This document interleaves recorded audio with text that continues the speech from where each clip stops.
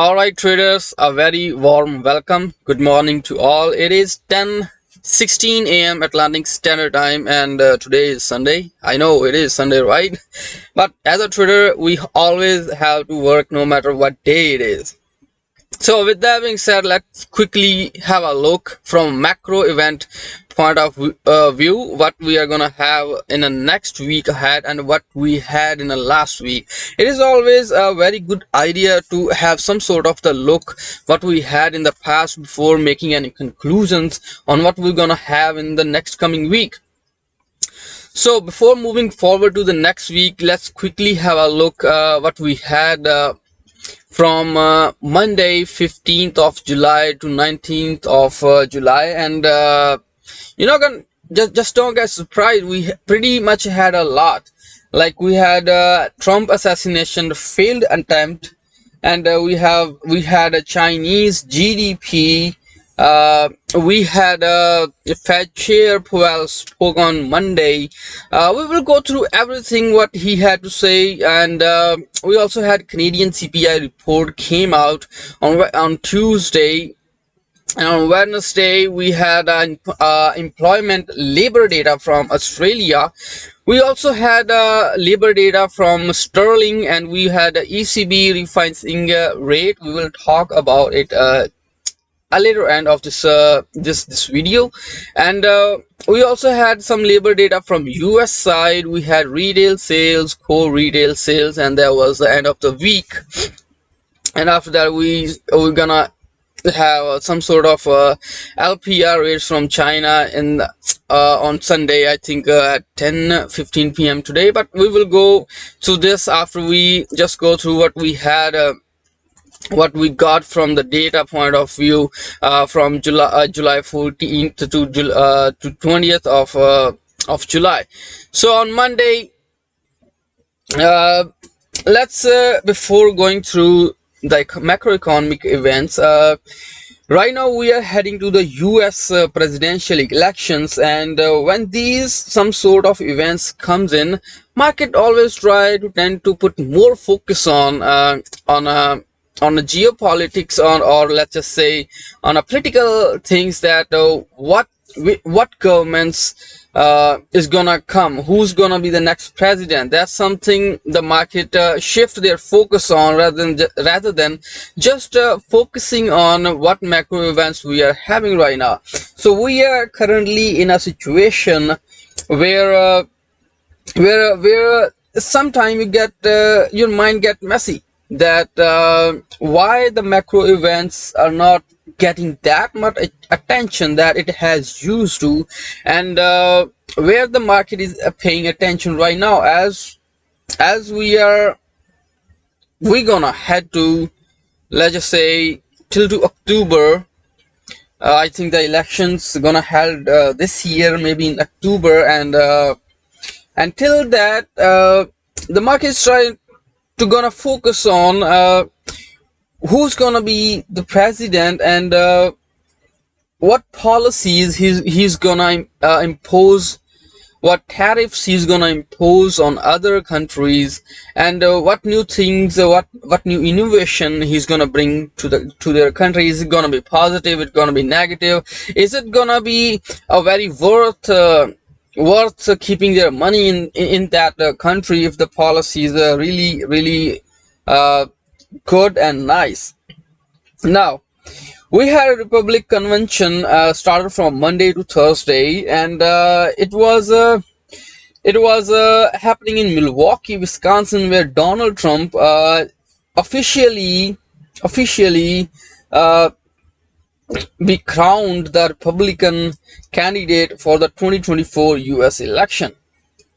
So I think 5 or 6 days when he was on the stage, and there was this assassination attempt happened, and it was a failed assassination attempt which gave him a really nice chunk of voters sympathy, or let's just say he got more attention. He's more on media right now than he was before the assassination attempt, and the odds of his winning has been increased dramatically. So with that, now the market already knows that the Trump has a very nice policies. He's an anti-war guy. He's probably gonna end the wars, and he's gonna make good gonna make good relationships with across the globe. And also he's more of a like a business person, entrepreneur, and he's gonna bring in less interest rates. He's gonna try to force the Fed Chair Powell that he should bring down the inflation, not the inflation, the cash rates, and give some more hope to the business to grow. So it is very positive for, it will considered very positive for the economy to grow, and which might can lead in the upcoming days. As he usually says, the dollar is very strong and we need to keep the dollar weaker so that we can grow our businesses, something like that. And if he got win, and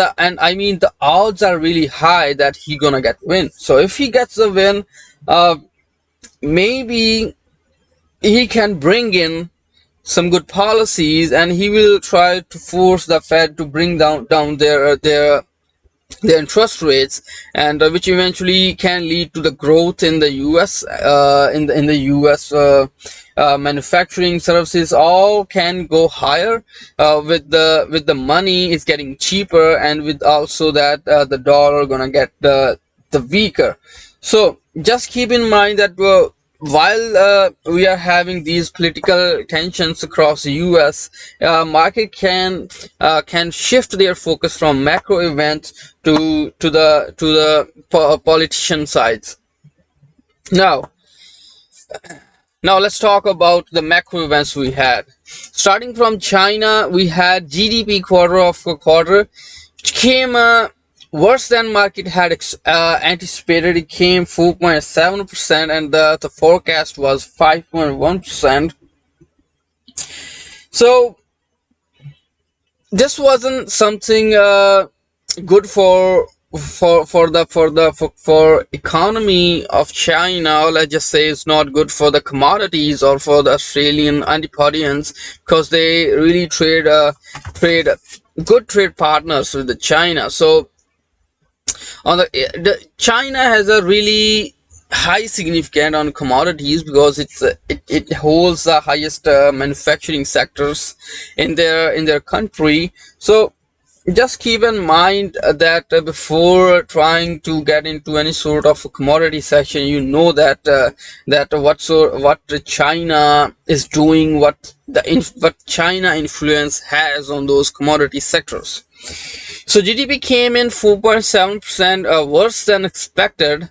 There wasn't anything much after that event. We haven't had anything. Obviously, it was Sunday, and it is Sunday. It is Sunday here in Canada, but the day over there already started as a Monday, so that's why they release it's Monday over there. But it's because we are back from a time perspective from China, from Asia, so that's why we get it on Sunday.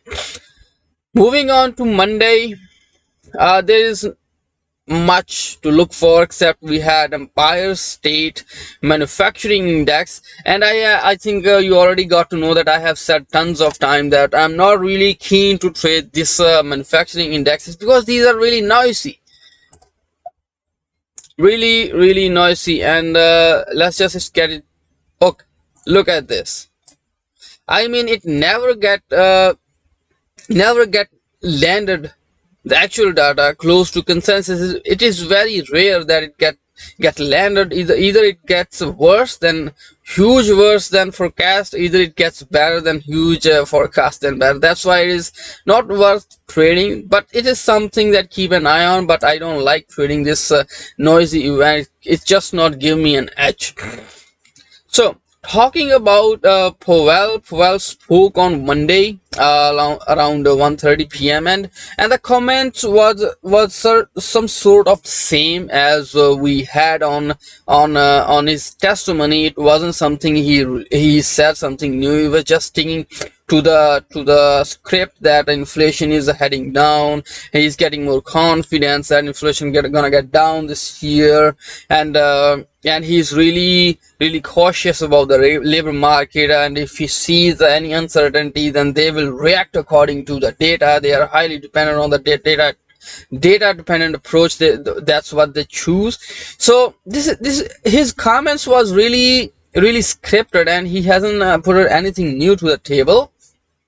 So after that, we on moving to July 16, the major event, we had the inflation reports we got from Canada, and also retail sales we got from US. Now, first talking about the inflation, we do know that the Bank of Canada has just shifted their stance from being hawkish to dovish, and they made their first cut on their last meeting, and they also agreed that policy no longer needs to be restrictive, and that recent data increased their confidence that inflation will continue to move towards the 2% target. So what they said, that they are more confident that inflation gonna head back to 2%. That's why they cut at their rates on last meeting, and the next meeting we're gonna have this week. Also, market is currently pricing in around about 80% that they're gonna cut their interest rates. And also we're gonna have a monetary policy forecast report, and we will talk about that later on, but let's just focus on CPI report. What we had on a CPI report side, if we look at the common CPI, it came pretty much worse than expected, obviously feeding in that rate cut narrative. Medium came in 2.6%, and the month-on-month really got dumped from 0.6% prior to negative 0.1%. We also had trimmed CPI came as it was the prior, but higher than market consensus, but it has not moved upward. It's just staying where it was on the prior meeting. So overall figure, if we see, is pretty much giving another confidence to Bank of Canada that, hey, the inflation is really heading to the downward, and there is no hesitance on cutting the another 25 basis points interest rate on the upcoming meeting. So that's why these events are really important to the market, because these events give another guidance to the bank, or let's just say to the market, market pricing in that where the next policy gonna head to. Now, talking about USD core retails and retail sales, it came better than expected, and prior was also got revised, but in line with the actual data. So I didn't took any trade on this data, I think on Tuesday, if I remember it correctly. However, there could have been a nicer trade, trading going longer US dollar and shorting the Canadian dollar. It could have given a nice scalp out of this event, but I think I don't know, for some reasons that I didn't took any trade on that day. Moving forward to Kiwi CPI quarter. So the CPI quarter CPI on last prior release, it got risen to 0.6%, and the actual came in 0.4%, pretty much lower than forecast, 0.5%. However, here is the key thing, that do note that domestic inflation is more important for policy. So what is domestic inflation? Let me get you to the RBNZ official website. Here is we have the non-tradable inflation, which is the domestic inflation, and we are sitting, the bank says we are sitting at 5.4%, which is really higher than the bank want. So as the trend is heading to the downward, but it's still sitting at 5.4%. That's what gave the Kiwi really nice move to the upside, rather than we are having a CPI report coming worse. But the domestic came 5.4. It's just kind of sticky close to 5.8. That what gave another reason for Kiwi to go higher. It was kind of tricky event to trade, so it also came in at 7.45, where we get very low liquidity. So trading in at this time is gets you really tricky. So just keep on know that what data you had, rather than just jumping in trying to make some quick buck. It can cost you some dollars sometime, but it's worth just keeping it as a note. Now moving forward with Wednesday, looking at the sterling, we had CPI reports coming out of Great Britain, and the year-of-year inflation just got stickier, and it probably at where the bank wanted, 2%. And it's just got, let me just show you the time graph. So it is at 2%, sitting there, but bank says they still need more confidence, and not about the confidence. I think they said that the wage, they are more focused on wage, and they stated the wage has been wage growth is still far away from being consistent with the inflation target. So that was the main focus for UK, Bank of England. So inflation is pretty much in control, it seems to me. Core CPI came in as at 3.5%.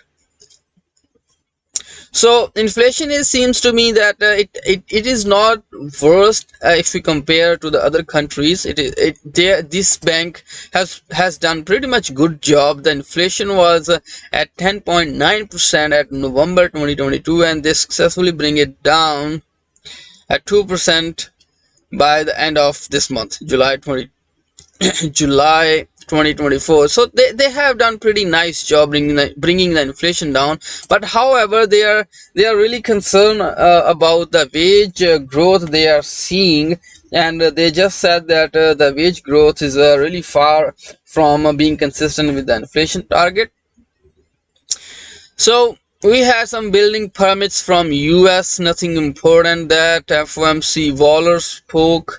I don't remember the comments he made, but we do have Waller. So labor data we had from Australia, and the unemployment rate just went up to 4.1% from 4%, and the employment change came in 50,000. Let me just see the range of this data. Yes, it's not that bad. It's just sitting in a healthy territory. But however, we are having inflation, not inflation, unemployment rate heading to upward, sitting at 4.1%. So if I'm not wrong, I think last meeting the RBA stayed pretty much hawkish, I think, if I'm not wrong. Let me just see if I have the information on my hand. I think I do have that. It's RBNC. So yeah, so on the last meeting, they just stayed pretty much neutral. However, we had RBA block came in, and she said we did not consider the case of a rate cut today, which was a pretty much a hawkish comment, and we need a lot to go our way to bring inflation back to range. That was something hawkish. And also, if we look at the projections for December 2024 unemployment rate, they expected that it can stay at 4.2%. So the unemployment rate is not very far from the forecast the bank has given it to us in their statement of monetary policy, that they think the unemployment rate will stay at 4.2%, and the currently we are sitting at 4.1%. So the unemployment rate is pretty much close that what has bank forecast, but we do need to keep in mind that it is not there. So we still have 5 months of data left before making any decision on OZ. Now, moving to the Thursday, July 18th, we had labor data from Sterling. So unemployment is at 4.4%, and claimant count change sitting at came in worse than expected, and the last one also got revised, but it wasn't that bad. We had actual coming at 32.3k, and our average earning, as I have mentioned before, that the bank is really worried about that the average earnings is not getting aligned with the inflation, so they wanted these numbers to head down. However, it went down from 5.9% to 5.7%, but the market has been already anticipated that the numbers are gonna be lower. So what data lies ahead depends solely on the time. So we will look for the next labor data, that this average earning, where this average earning is heading to. Now looking at the main refinancing rate we had from Europe. So just a quick reminder that on the last meeting, what they have done is they cut their interest rate by 25 basis points, and they have stated that the inflation heading a core, and inflation has been heading to the downward, but also with being cutting the interest rate, they also went hawkish on their projections, and they revised their projections to the upward.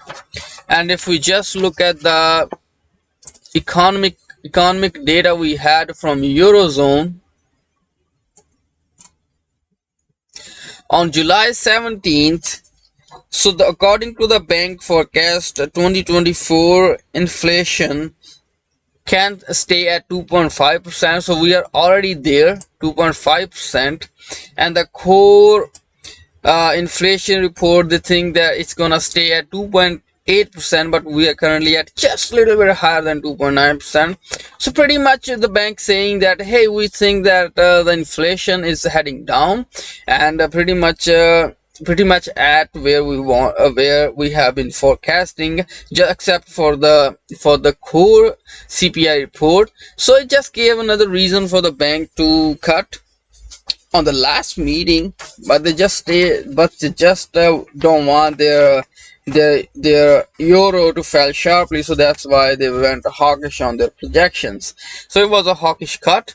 However, on this meeting, they didn't put anything new on the table, so it was a pretty much of a dud event.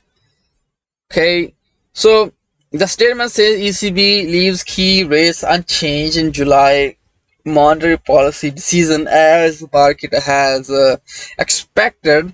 And if we look at the statement, they kept their mean refinancing rate at 4.25%. So deposit facility rate 3.75%, marginal lending facility 4.5%. So pretty much the statement language is very much as expected.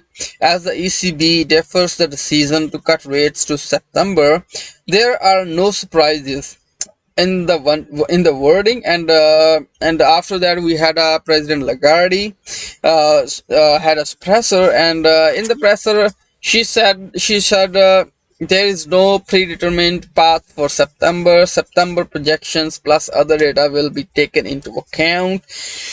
Decision today was unanimous. Survey indicate wage growth will decline in 2025, 2026. We are data dependent, no data point dependent. We will stay in a restrictive territory as long as is necessary. So from the questionnaire, she did not give us anything new. It was just pretty much the same thing. She stick to the script as she had to its last meeting. So there wasn't something very important to trade on, as we know that the inflation is pretty much at where the bank has forecast, and the core is just a little bit up, so that can give another reason to the bank that keep their interest rate at as a restrictive level. But we will see what next data give us any bias on this currency. So moving forward, at the end, on Friday we had retail sales coming from Britain, pretty much negative numbers we had seen. Core retail and retail sales from Canada side pretty much as expected, the negative. So this is pretty much showing that the economy is really slowing down in Canada, in Britain, especially in Canada, as pretty much saying and giving another reason Bank of Canada to cut interest rate in their next policy meeting. Now that was the scoop of last week, what we had as a macro event data point of view, and also we talked about the election. So we're gonna have in US in upcoming months. So this is something to keep an eye on. Now let's move forward to the next week, what we have. And it's not gonna be boring, I promise. Let me just have some water. All right, Sunday we are having LPR rates from China. So 1 year, 5 year, both are expected the same. So expected that bank will kept at the current levels, 3.45% and 3.9% respectively. And also if we look at the PBOC backed financial news stating that the PBOC, Public Bank of China, PBOC, that's what stands for, will make clear it will start to use a short-term interest rate as its main policy rate after reducing the importance of the MLF rate as a policy benchmark, which suggests a lack of urgency. So we also had some CPI reports which came softer than expected. We had retail sales coming out of China showing that there is a really weak domestic demand, and also we had GDP data came really missing the estimates and came out as is 4.7%. Yeah, 4.7%. So with that, the market is currently expecting that the LPR rates will stay the same as the prior. Monday we are not having anything special, so it's pretty much day to get bored.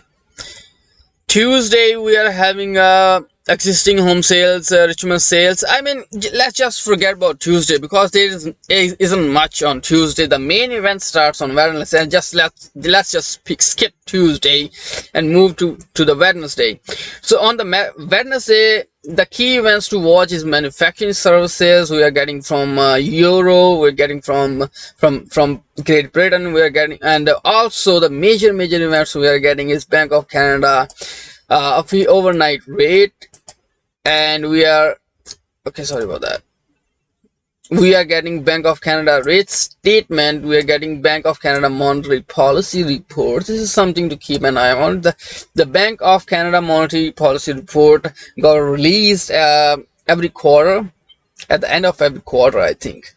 So this is something, this is where they show us where they're going to be heading. But before that, looking at the manufacturing PMIs from Eurozone, pretty much expected that it will show a nice little bump upward. If we look at the manufacturing, and if we look at services, shown that it can give us a nice upside momentum, but not that much. So Germany manufacturing services, same story. Moving forward with the manufacturing PMI from Great Britain, services sector seem to be staying in expansionary territory, and manufacturing same. However, we can see there are revised PMI reports from Pressor heading down to 50.9 from 51.4. Something to keep an eye on. So now let's just talk about the Bank of Canada monetary policy announcement. So around about 83% of probability that the bank will cut, after we had inflation report which stated that it is continued to ease. Even if we look at the June jobs report, which came softer, with the unemployment rate ticking up to 6.4% from 6.2%.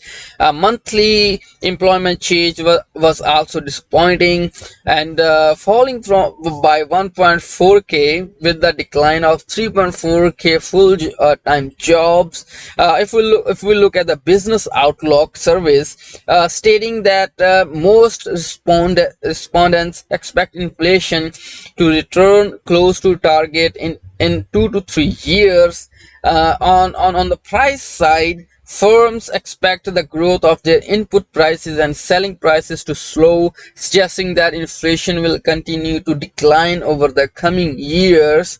And looking at overall inflation data we had, let me just filter out from here non-Canada.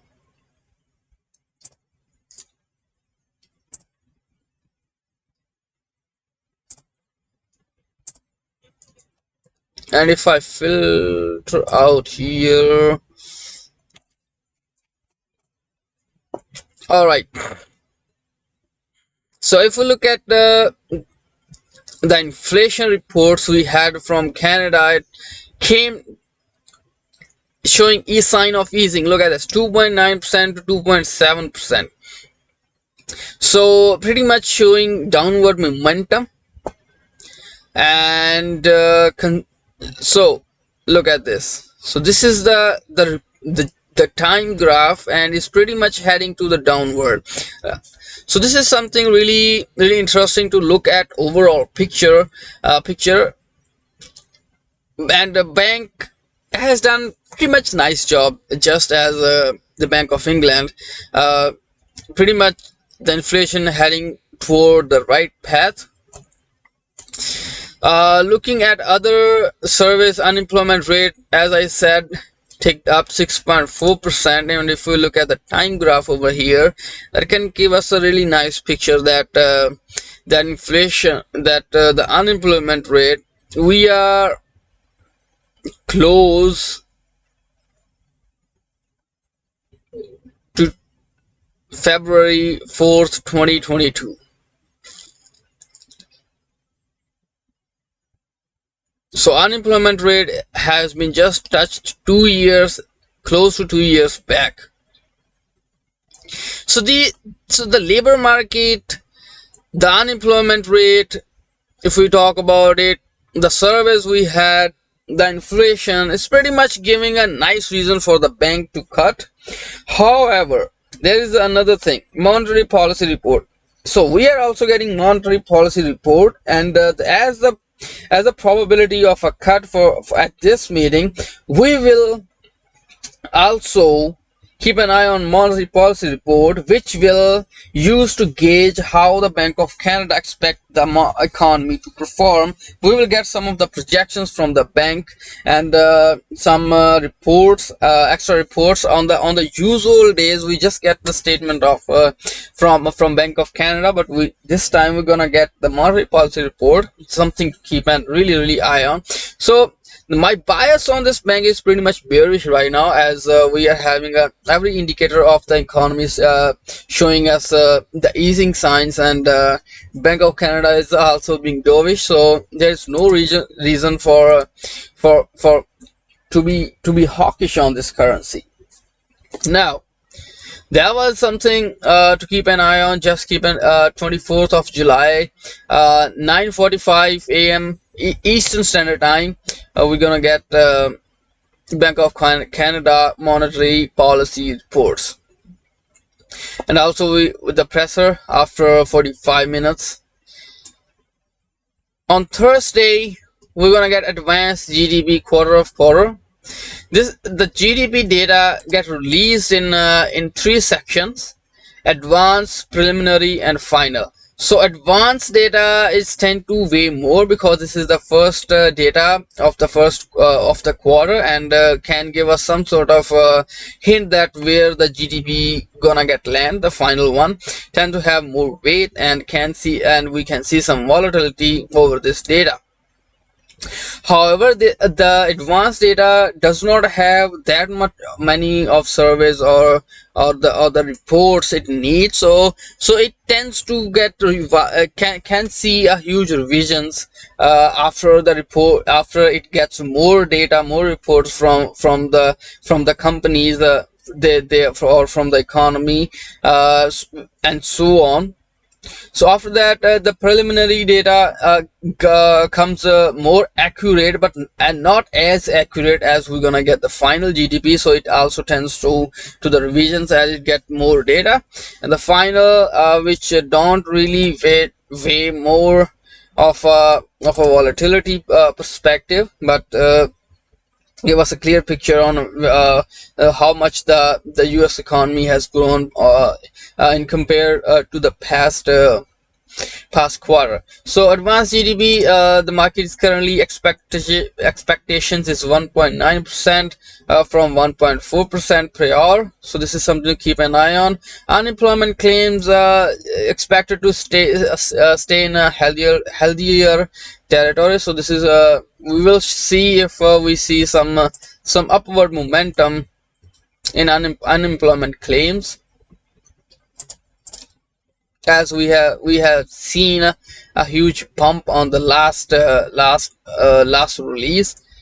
So if it comes higher than 250k, something that we can look to trade, because we haven't seen that sort of number if we go a year before, right? It's just gonna match the numbers close to 50 came the year before. So it's gonna be a huge surprise for the market. So this is something to keep an eye on.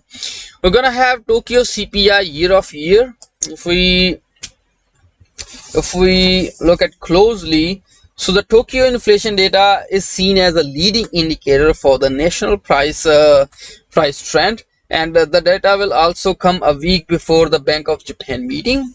So analysts at ING expect Tokyo core inflation to rise 2% year of year, which is above the Bank of Japan target of 2%, and the target and the desk from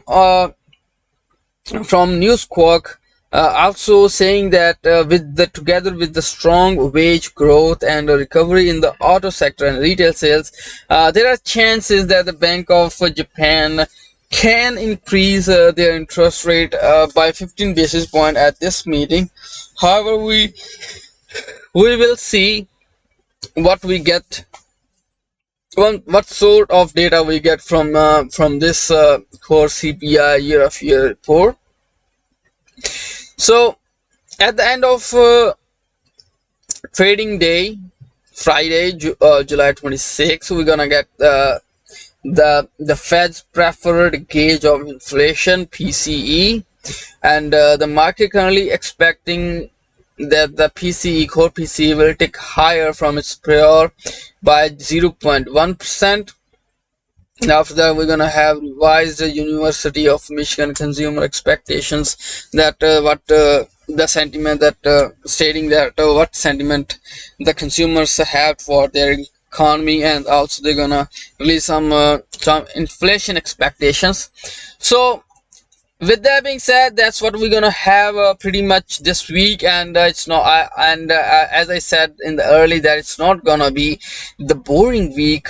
So it's gonna be pretty much nice week, something nice juicy events we're gonna have on Wednesday, on Thursday. So that was it, guys. So that's it.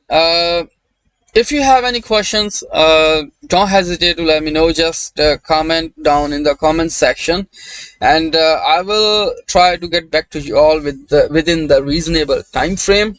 So make sure to keep your capital reserved, as we get some of the boring days along with the week ahead. So just don't rush yourself. And that's it, my friends. You all have a great day. Bye bye now.